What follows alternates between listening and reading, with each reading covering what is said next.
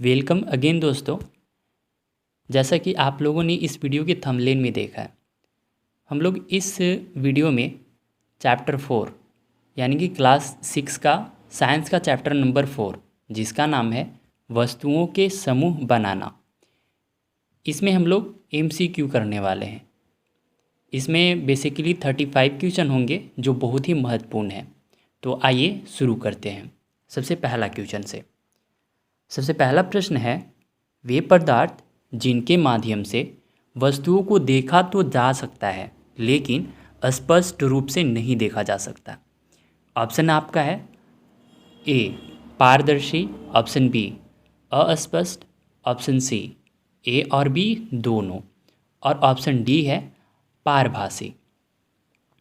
तो हम लोग क्या करेंगे, वैसे पदार्थ को निकालना है जिनके माध्यम से वस्तुओं को देखा जा सकता है लेकिन स्पष्ट रूप से नहीं देखा जा सकता, यानी कि साफ साफ नहीं दिखाई देते हैं।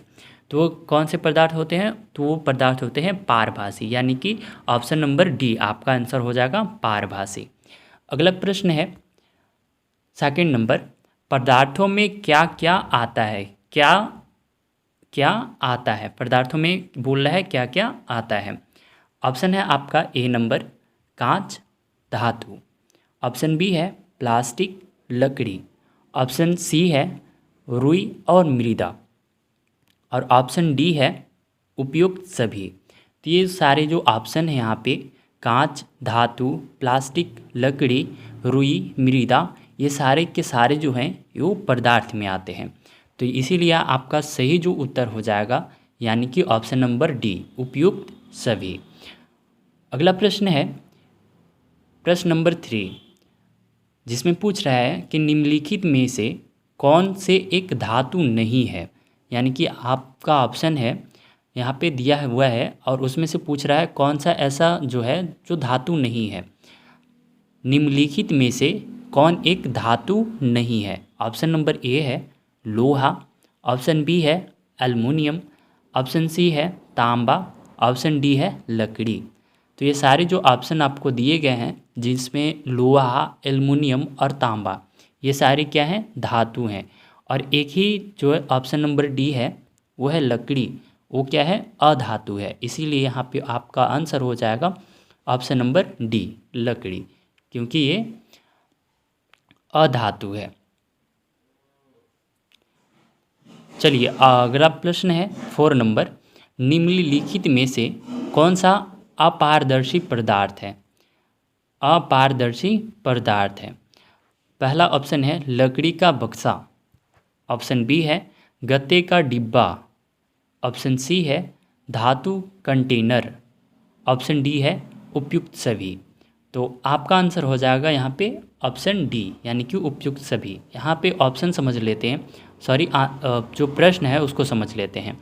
अपारदर्शी है यानी कि उसके आर पर हम देख नहीं सकते हैं। कौन कौन सा ऐसा ऑप्शन है? तो लकड़ी का बक्सा से भी हम लोग आर पार नहीं देख सकते हैं, और गत्ते का जो डिब्बा होता है उसके आर पार भी हम नहीं देख सकते हैं, धातु कंटेनर जो होते हैं उसके आर पार भी हम लोग नहीं देख पाते हैं। इसीलिए यहाँ पे सही आंसर जो हो जाएगा वो हो जाएगा उपयुक्त सभी, यानी कि ऑप्शन नंबर डी। अगला प्रश्न है 5 नंबर, एकल धागे से बनने वाले वस्त्र का कौन सा उदाहरण है? यानी कि एक एक धागे से बनने वाले वस्त्र का कौन सा उदाहरण है? ऑप्शन नंबर ए है क्या है? मोजे, ऑप्शन नंबर बी है स्वेटर, ऑप्शन नंबर सी है मफलर, और ऑप्शन नंबर डी है सभी विकल्प। तो ऑप्शन नंबर क्या हो जाएंगे? सही में आपका हो जाएगा ऑप्शन नंबर डी आंसर में, क्योंकि मोजा, स्वेटर और मफलर ये क्या होते हैं? एकल धागे से बने हुए होते हैं। इसके बाद अगला जो है 6 नंबर, वो प्रश्न है निम्नलिखित में से कौन सा पदार्थ पानी में घुल जाता है? इसमें आपको बताना है कि कौन सा ऐसा पदार्थ है जिसका जो होता है जो पानी में घुल जाता है। ऑप्शन नंबर ए है सिरका, ऑप्शन नंबर बी है चीनी, ऑप्शन नंबर सी है नमक, और ऑप्शन नंबर डी है उपयुक्त सभी। तो यहाँ पे जो ऑप्शन दिए गए हैं वो सारे के सारे पानी में घुल जाते हैं, जैसे कि सिरका, चीनी और नमक, ये सारे पानी में घुल जाते हैं। इसीलिए इनको हम लोग क्या कहेंगे? आप लोग कमेंट में ज़रूर बताइएगा। तो आपका आंसर हो जाएगा उपयुक्त सभी, क्योंकि ये सारे क्या हो जा रहे हैं, पानी में घुल जा रहे हैं। अगला जो प्रश्न है वो 7 नंबर है।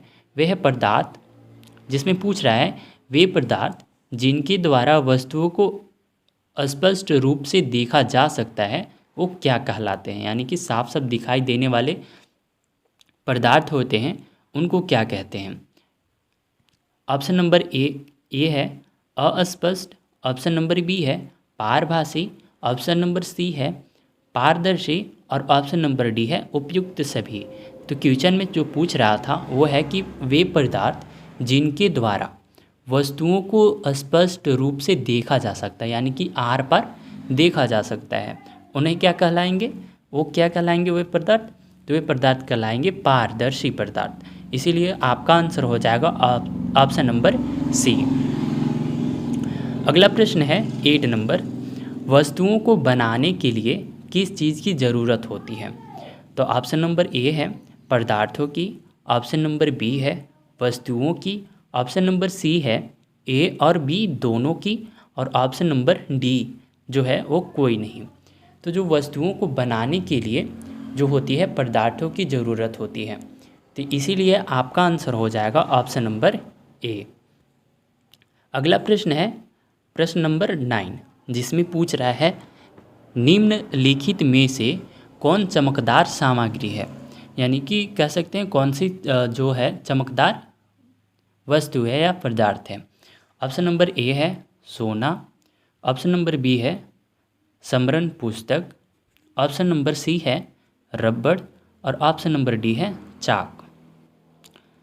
तो यहाँ पे देखिए ऑप्शन में सोना, स्मरण पुस्तक, रबड़ और चाक, इन सारे में जो चमकदार वस्तु है वह है सोना, क्योंकि सोना ही चमकता है इन सारे में से।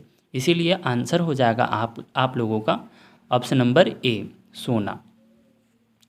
अगला प्रश्न है प्रश्न नंबर 10 यानी कि 10, जिसमें पूछ रहा है पेन का हैंडल किस पदार्थ का बना हुआ होता है। यानी कि जो पेन का जो हैंडल होता है वो जो होता है किस पदार्थ का बना हुआ होता है। अगर आप लोगों को आंसर पहले से ही पता है तो कमेंट में ज़रूर बताइएगा। हमें आपका जो कमेंट है वो पढ़कर बहुत ही खुशी होती है। चलिए ऑप्शन देख लेते हैं। ऑप्शन नंबर ए है प्लास्टिक, ऑप्शन नंबर बी है स्टील, ऑप्शन नंबर सी है लोहा और ऑप्शन नंबर डी है तांबा। तो जो पेन का जो हैंडल होता है वो बना हुआ होता है प्लास्टिक का, इसीलिए आपका आंसर हो जाएगा ए, ऑप्शन नंबर ए प्लास्टिक का। अगला प्रश्न है 11 नंबर, इसमें पूछ रहा है प्लेट यानी कि जो थाली होता है वो किस पदार्थ की बनी हुई होती है। यानी कि जो प्लेट जो होती है, जो थाली हम लोग कहते हैं, वो किस पदार्थ की बना होता है। तो ऑप्शन नंबर यहाँ पे दे रहा है ऑप्शन आपको। ऑप्शन नंबर ए इस्पात या कांच, ठीक है। Option number B plastic, option number C रुई से, ऑप्शन नंबर डी ए और बी दोनों से। तो यहाँ पे देखिए जो थाली होता है, जो प्लेट होती है, वो इस्पात और कांच की भी होती है और प्लास्टिक की भी होती है, ना कि रुई की होती है।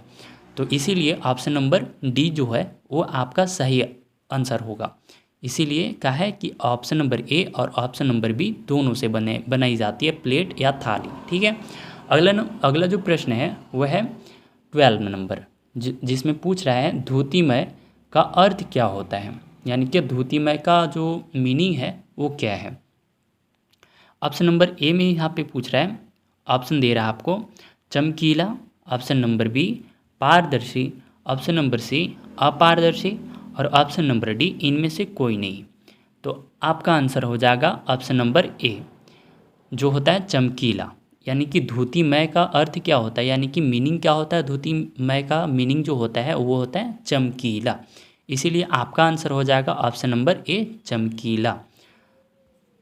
अगला प्रश्न है प्रश्न नंबर 13 यानी कि 13, जिसमें पूछ रहा है वस्तुओं में क्या क्या शामिल होता है।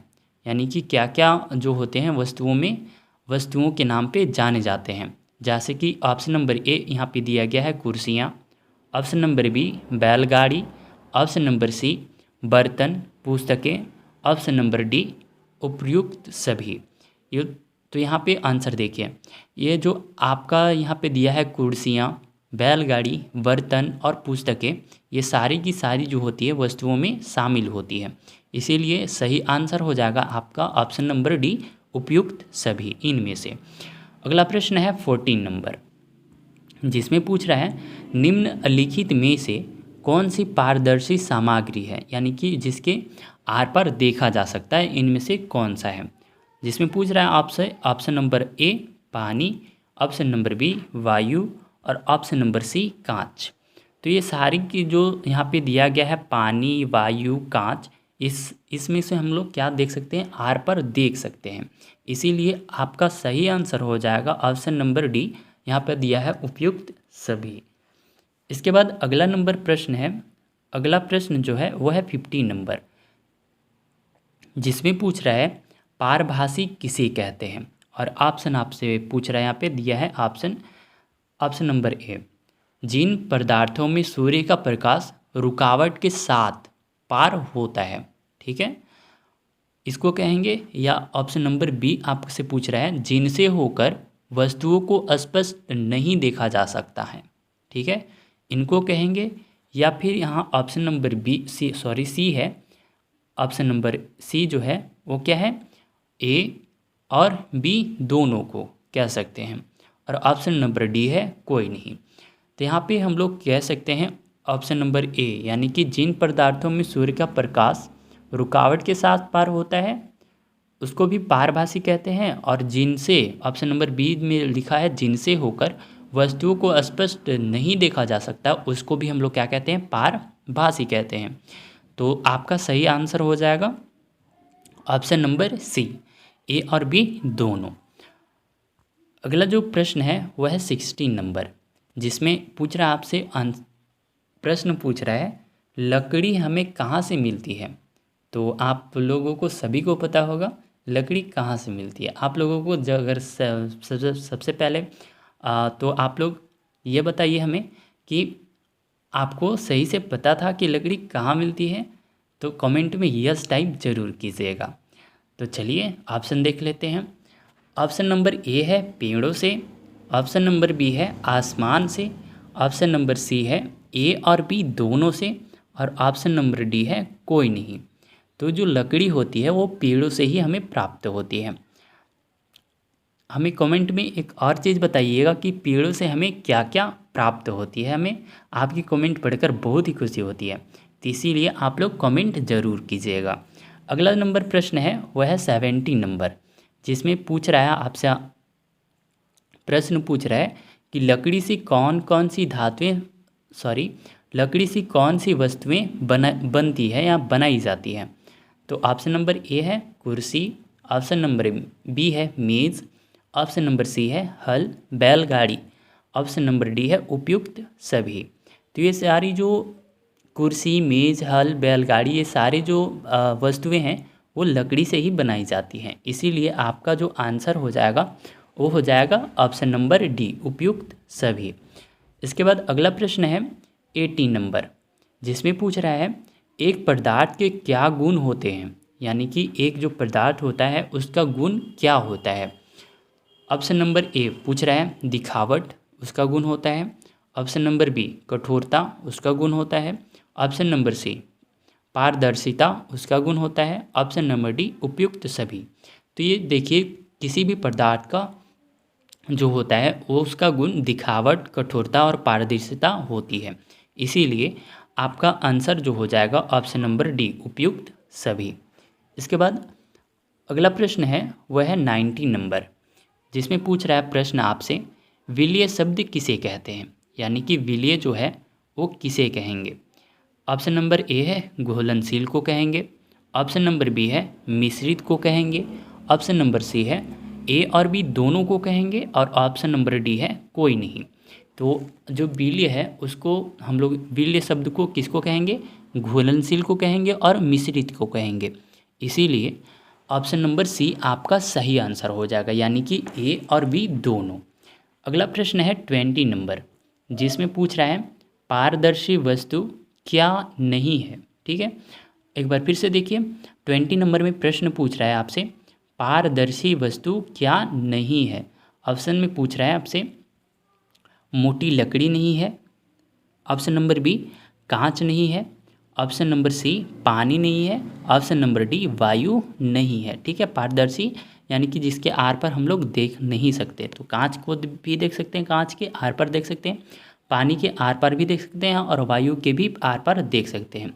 एक यही ऑप्शन ए है जिसमें मोटी लकड़ी है जिसके आर पार हम लोग नहीं देख पाते हैं, इसीलिए आपका आंसर हो जाएगा ऑप्शन नंबर ए, मोटी लकड़ी। अगला प्रश्न है 21 नंबर, जिसमें प्रश्न पूछ रहा है अविल्य पदार्थ कौन से होते हैं। ठीक है, अविल्य पदार्थ कौन से होते हैं। ऑप्शन देखिएगा, ऑप्शन नंबर ए लकड़ी का बुरादा, option number B kerosene, option number C सरसों का तेल और ऑप्शन नंबर डी उपयुक्त सभी।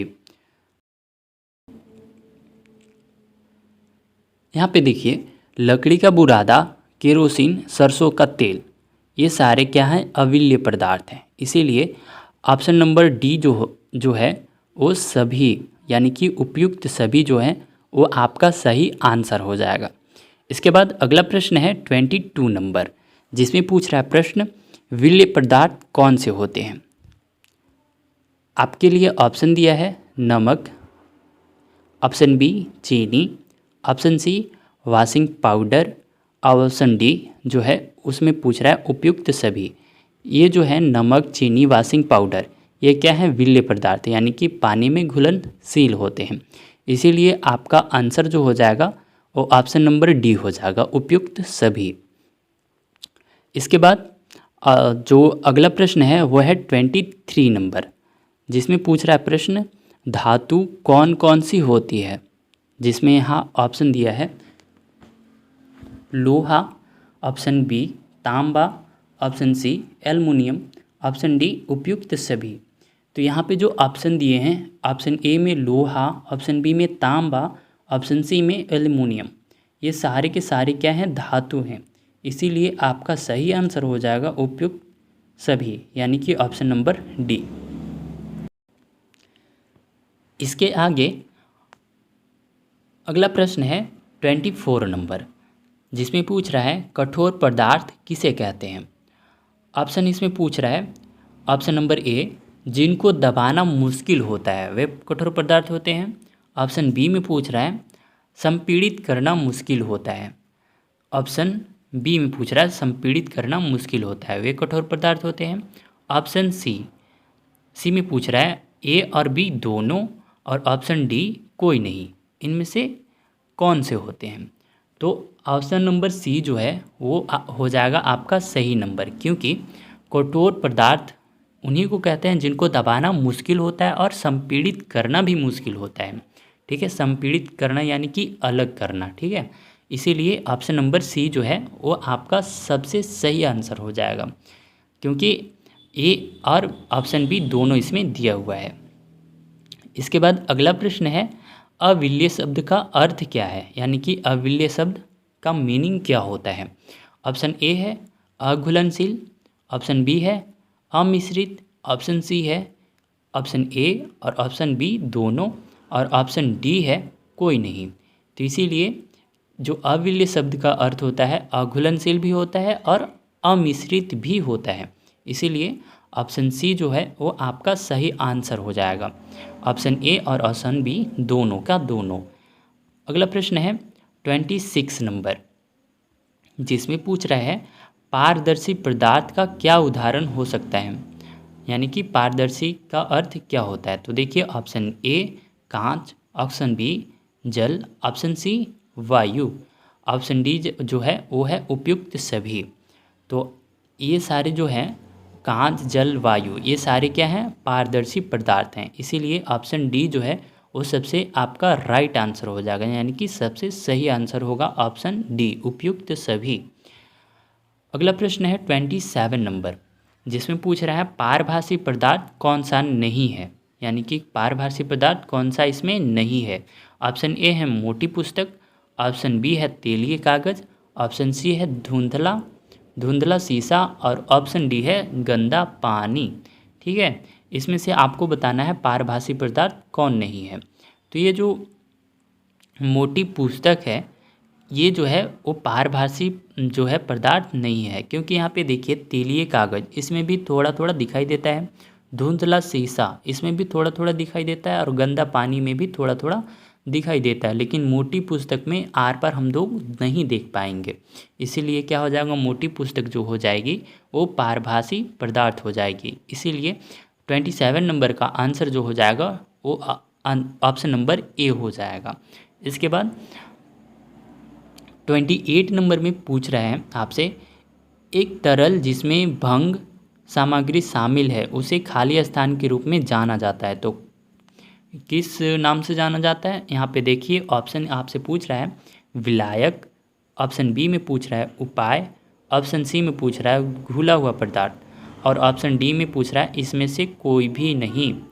तो एक तरल जिसमें भंग सामग्री शामिल होते हैं उसे हम लोग क्या कहेंगे, तो उसे हम लोग विलायक कहते हैं, यानी कि ऑप्शन नंबर ए जो होता है वो सही आंसर हो जाएगा। ठीक है, अगला प्रश्न है 29 नंबर, जिसमें पूछ रहा है अपारदर्शी पदार्थ कौन कौन से होते हैं, यानी कि अपारदर्शी पदार्थ कौन सा होता है, जिसमें ऑप्शन पूछ रहा है आपसे, ऑप्शन ए लकड़ी, ऑप्शन बी गत्ता, ऑप्शन सी लोहा, ऑप्शन डी उपयुक्त सभी। तो अपारदर्शी पदार्थ जो होते हैं वो लकड़ी भी होता है, गत्ता भी होता है और लोहा भी होता है। इसीलिए ऑप्शन नंबर डी जो होता है वो सही आपका आंसर हो जाएगा, क्योंकि ये सारे अपारदर्शी पदार्थ हैं। ठीक है, अगला प्रश्न है 30 नंबर, जिसमें पूछ रहा है कि मक्खन का पेपर क्या है। ठीक है, मक्खन का पेपर क्या है, तो ऑप्शन नंबर यहाँ पे है पारदर्शक, यह है मक्खन का पेपर, या फिर ऑप्शन नंबर बी है तेल का, ऑप्शन नंबर सी है अपारदर्शी, और ऑप्शन नंबर डी है पारभासी। तो ये जो है पारदर्शक, तेल का, अपारदर्शी और पारभासी, तो मक्खन का पेपर क्या है, यानी कि मक्खन में डूबा हुआ और फिर बाहर निकाल कर अगर एक्सपेरिमेंट करें तो उसको बाहर निकाल कर सुखा दे तो वो क्या बन जाएगा, तो वो बन जाएगा पारभासी। ठीक है, इसके बाद 31 नंबर प्रश्न है, इसमें पूछ रहा है कि कुछ गोल आकृति की वस्तुओं के नाम लिखिए, यानी कि जो गोल गोल वस्तु होते हैं उनके नाम लिखने हैं। यहाँ पे दिया हुआ ऑप्शन दिया हुआ है, option A globe, option B संतरा, ऑप्शन बी बास्केटबॉल, और ऑप्शन डी है उपयुक्त सभी। तो यहाँ पे ऑप्शन देखिए ग्लोब, संतरा, बास्केटबॉल, ये सारे गोल होते हैं, इसीलिए आपका सही आंसर हो जाएगा ऑप्शन नंबर डी उपयुक्त सभी। इसके बाद 32 नंबर जो प्रश्न है उसमें पूछ रहा है कि पारदर्शी किसे कहते हैं, यानी कि पारदर्शी किसे कहेंगे। ऑप्शन नंबर ए है,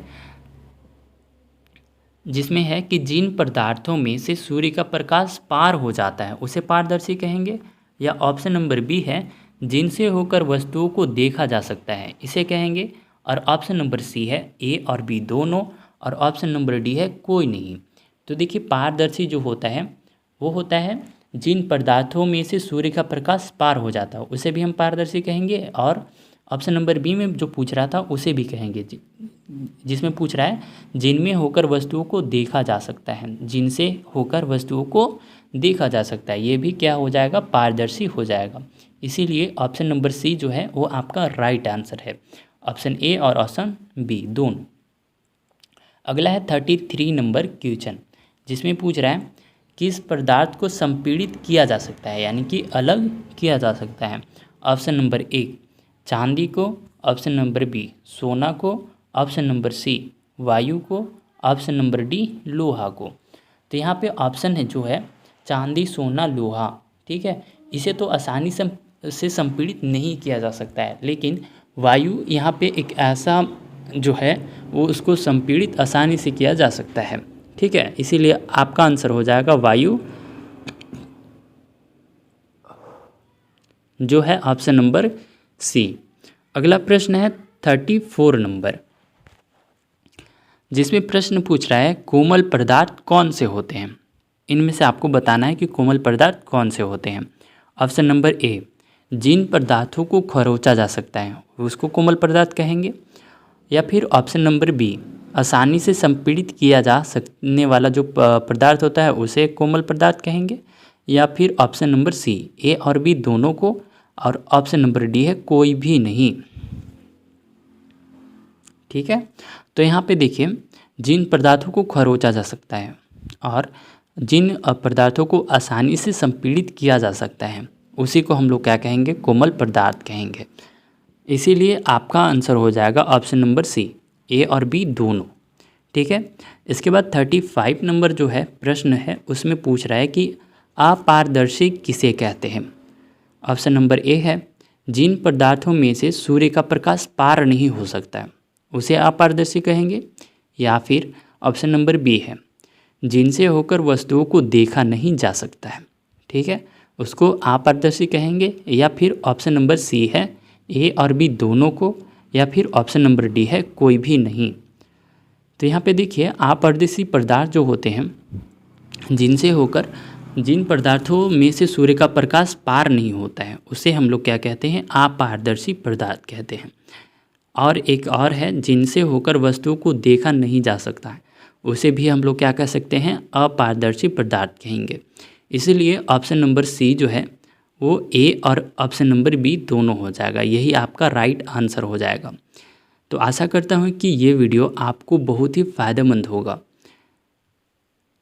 मैं मिलता हूँ आप लोगों से अगली वीडियो में, तब तक के लिए धन्यवाद।